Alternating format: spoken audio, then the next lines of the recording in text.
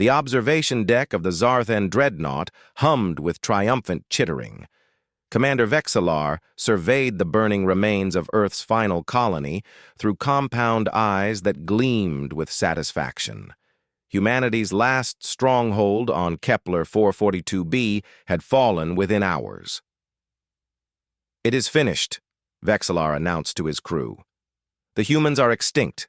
3 centuries of resistance ended." The other species of the Galactic Coalition celebrated aboard their respective vessels.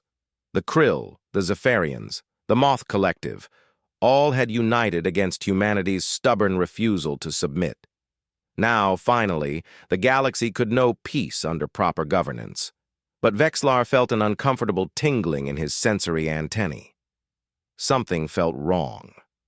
Deep beneath the Martian surface, in a facility that hadn't appeared on any map for 400 years, ancient systems flickered to life. Dust fell from machinery that predated the Coalition Wars, from an era when humanity had foolishly believed it could challenge the fundamental nature of biology itself. The cryopods were arranged in neat rows, 37 units, each containing humanity's most dangerous mistake. Project Ragnarok, they had called it. The last desperate gamble of old Earth before the first Coalition invasion. John's eyes snapped open. The transition from centuries of suspended animation to full consciousness took exactly 2.3 seconds, far faster than any baseline human could manage. His enhanced neural pathways fired with mechanical precision as data flooded his awareness. Atmospheric composition, breathable. Facility integrity, compromised but functional. Time elapsed, 416 years. Current human population, 0. The number hit him like a plasma bolt, 0. His pod hissed open, and John stepped onto the cold metal floor. His body moved with predatory grace despite the centuries of stillness. The genetic modifications and cybernetic enhancements had been designed to last millennia. Around him, other pods began their awakening sequences. Elsa was the second to wake. Her ice-blue eyes, enhanced for perfect night vision and threat assessment, scanned the facility with the calm efficiency of a born soldier.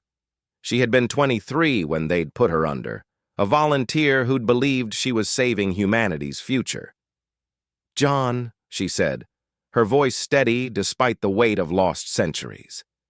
"Sit, Rep." "We're alone," he replied. "The last protocols triggered our revival. Humanity is gone." More pods opened. Warriors emerged, each one a masterpiece of genetic engineering and technological augmentation. Marcus, whose bones were laced with carbon nanotube reinforcement.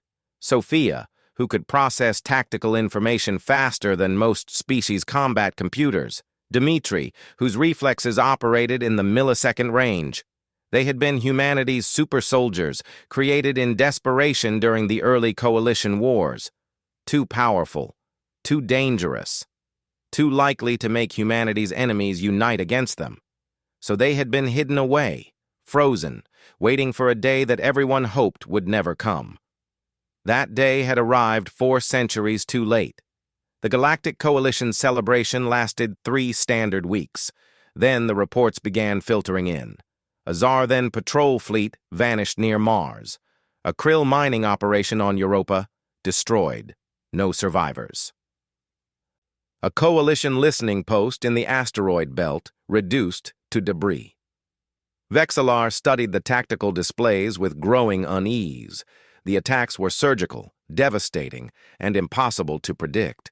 Whatever was hunting Coalition forces moved through space like a ghost, striking without warning and leaving no evidence. "Perhaps some humans survived in hiding?" suggested his tactical officer. "Impossible. We accounted for every colony, every ship, every hidden bunker." But even as Vexillar spoke, doubt gnawed at his certainty. Elsa stood in the command center of the captured Coalition cruiser, her fingers dancing across alien controls as if she'd been born to them. The enhanced learning capabilities implanted in her brain had absorbed the ship's systems within hours. 3 more Coalition supply convoys will pass through the Titan corridor in the next cycle, she reported. We hit them. We cripple their logistics for this entire sector. John nodded, studying the holographic display. The 37 super soldiers of Project Ragnarok had been designed to turn the tide of wars. Now they were all that remained of their species, and they were very, very good at what they did. We're not trying to win a war anymore, Marcus said quietly. There's no one left to save. No, John agreed. But there's something left to do. Elsa understood immediately. Humanity might be extinct, but its legacy didn't have to be one of quiet submission. The Coalition had celebrated their genocide. They had danced on humanity's grave. The super soldiers would make sure that grave became haunted. We make them remember, she said, her voice cold as the void.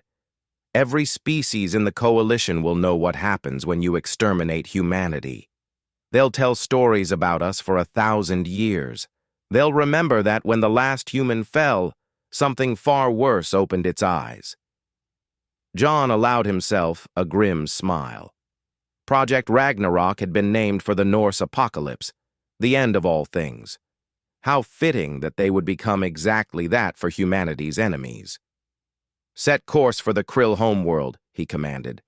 It's time the Coalition learned what 37 vengeful gods can do. The ship's engines flared to life, carrying humanity's final weapon toward the heart of civilization.